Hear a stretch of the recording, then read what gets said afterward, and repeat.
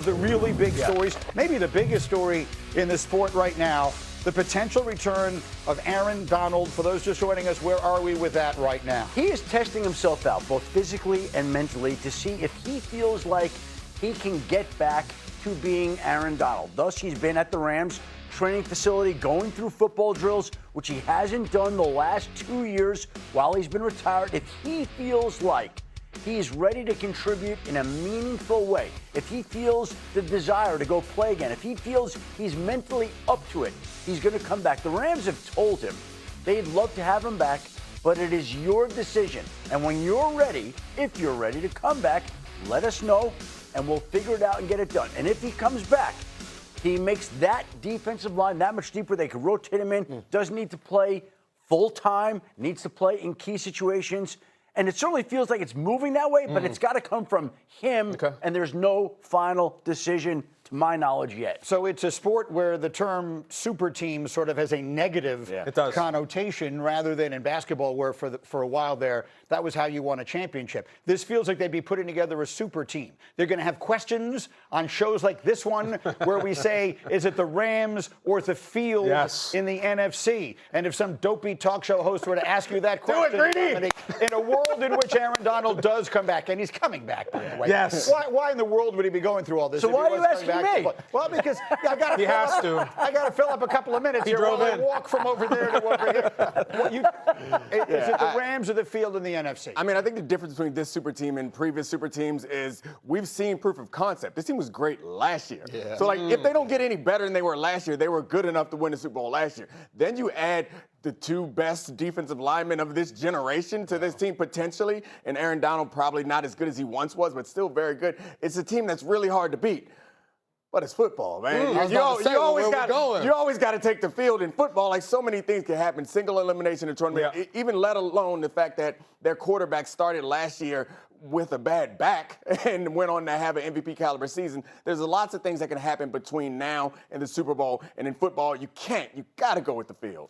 I'm not going to put as much thought into it. I'm not going to look at all the variables. I'm just going to look at the roster, and I'm going to say the MVP last year, the Defensive Player of the Year last year, and Trent McDuffie, an All-Pro at cornerback. I'm going to say the Rams. Why not? You look at what they have offensively. They're going to put up 30 points a game with Puka Nacua, Devontae Adams, Matthew Stafford, two running backs they have in the backfield. And now you add potentially two of the best pass rushers to get after the quarterback on the other side. Myles Garrett may break the sack record. They didn't even need to add Aaron Donald to be considered the best team in football right now. That just makes it all the more enticing and makes them all the more dangerous. I'm not getting hooked by this. I used to watch Tony and Mike do Tiger the Field all the time, and it would say the field, and then it would be VJ. No, I'm going with the field right now, and you know why? Because the Rams are going to be in the NFC title game against San Francisco or Seattle or Philly or somebody, and they're going to need somebody to make a play, make a catch, bat down a pass. And the number one asset from the draft is going to be standing on the sideline in a baseball cap doing nothing for them. The football gods don't like that. I think Karma doesn't like that. I think they're going to be one player short. I'm taking the field. I'm not crazy. I'm going to get VJ. So that was the drafting of Ty Simpson, which I completely agree with you. It made no sense at all. I didn't know they were going to get Myles Garrett. No, that's why it made sense. But I would say this, like, the super team concept works in other sports that are less complex than football. Like, there's so many different ways you can take on a team in football. It takes into account the coaching staff. We saw what Seattle did last year. No one would argue that Seattle was the most talented team, but they were the best team in football, and they found ways. And I think that's the question. Of course, you have Sean McVay, who's a great coaching mind, and Shula on defense. That team is well coached, but different variables change these games, and certainly in the playoffs where the coaching steps up. I'm interested in the teams that are up on the top. We would list the top five there based on the odds at DraftKings. The Rams prohibitively ahead, then Seattle. So shoot for the moon, Calvin Brandt, if you're watching at home, and Dallas Cowboys, go get him. Realistic? We've been doing this conversation for 30 years, and it's not realistic. So, no, I'm not expecting it. But a title game, that's landing on the moon. One small step for man, one small step for Cowboys kind. We got to address the elephant. You're right. I like that. So, I mean, I think this Cowboys team, their offense is going to be as good as anybody in football, which is a starting point. The question we talked about was the defense. The problem with saying that this is their best chance is the NFC West. It exists. It's there. There are two teams in NFC West that I think are better than the Cowboys. And even if the Cowboys defense gets to average, I still think both of those teams are probably better, being the Rams and the Seahawks. So that defense is going to have to actually be good. I think last year we thought, they're kind of like the Bengals. If you play a little bit of defense, you'll be good. But now you look at the rest of this conference, they're going to have to get past one or both of those teams. This defense is going to actually have to make plays, not just hold up. And I agree with you. They're going to have to take a huge step. And to your point with Calvin, like to get that B, sometimes you got to go out and do some things. Go get a tutor. Extra credit. Some extra work. The Cowboys did that. They went and got a new defensive coordinator. Nice. They got probably a half new starters on the defensive side of the ball. So they're going for it. There are a lot of new faces in that room. So right now, as you look at them and you're talking about their defense, we have no idea how good this defense could potentially be. Go ahead, Shefty, one of the names on there. That's a lot of added talent. And you may be thinking of the Cowboys last year, but this is a new year.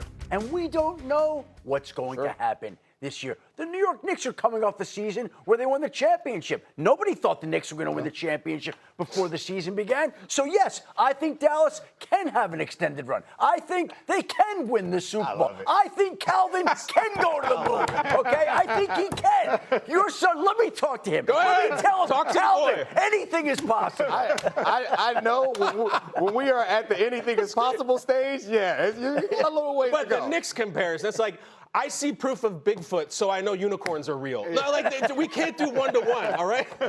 We can't. The Cowboys are going to win a Super Bowl because they don't have Jalen Brunson. That's the problem.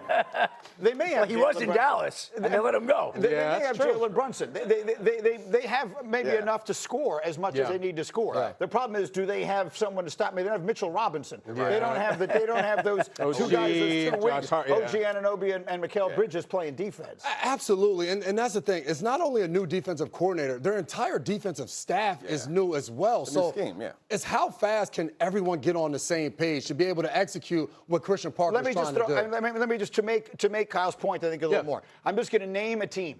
You tell me it's more. The Cowboys are more likely than them. Can the Cowboys get there? Yeah, of course. Anything can happen. Sure. But you tell me the Cowboys are more likely than the Rams? No. Seahawks? No. Bears? No.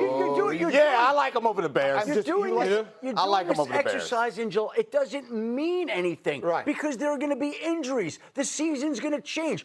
We can do this, and you're going to say no to all those teams. Right. Dallas is not better than any of them. But that doesn't mean that's how the season is going to play out. Of course not. And it doesn't mean that Calvin can't go to the moon. Calvin, it's just not the way. It's a little different because there could be injuries, there could be things that change the course of the season.